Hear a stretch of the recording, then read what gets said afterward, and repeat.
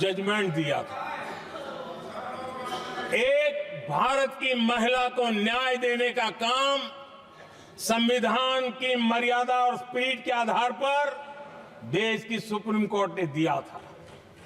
एक वृद्ध महिला को उसका हक मिला था सुप्रीम कोर्ट से, लेकिन उस समय के प्रधानमंत्री राजीव गांधी ने शाह मानो कि उस भावना को, सुप्रीम कोर्ट की उस भावना को नकार दिया और उन्होंने वोट बैंक की राजनीति के खातिर संविधान की भावना को बलि चढ़ा दिया और कट्टरपंथियों के सामने सर झुकाने का काम कर दिया।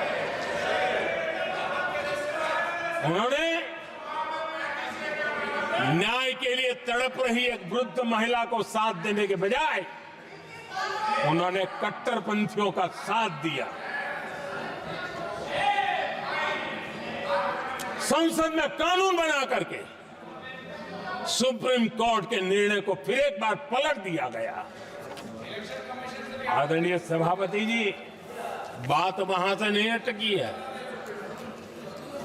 नेहरू जी ने शुरू किया, इंदिरा जी ने आगे बढ़ाया और राजीव जी ने भी उसको ताकत दी, खाद पानी देने का काम किया। क्यों? संविधान के साथ खिलवाड़ करने का लहू उनके मुंह लग गया। आदरणीय सभापति जी, अगली पीढ़ी भी इसी खिलवाड़ में जुड़ी पड़ी है।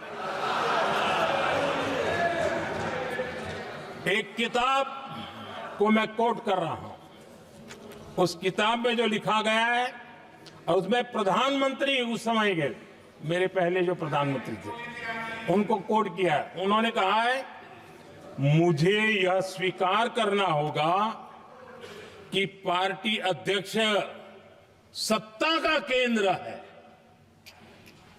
ये मनमोहन सिंह जी ने कहा है, जो एक किताब में लिखा गया है।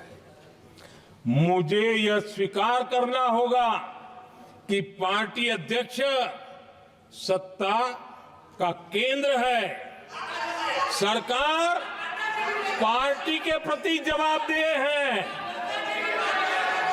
इतिहास में पहली बार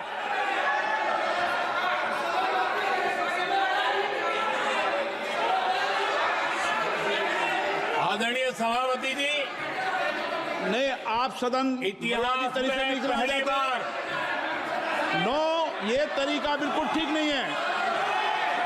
सदन के नेता बोल रहे हैं, आपको मर्यादा रखनी चाहिए। ऐसे सदन नहीं चलेगा इस तरीके से, गलत तरीका आपका ये।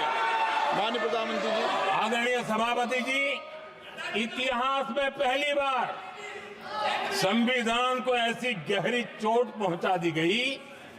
संविधान निर्माताओं ने चुनी हुई सरकार और चुने हुए प्रधानमंत्री की कल्पना तक ही हमारा संविधान था, लेकिन इन्होंने तो प्रधानमंत्री के ऊपर एक गैर संवैधानिक, और जिसने कोई शपथ भी नहीं लिया था, नेशनल एडवाइजरी काउंसिल पीएमओ के भी ऊपर बैठा दिया। पीएमओ के ऊपर अघोषित दर्जा दे दिया गया।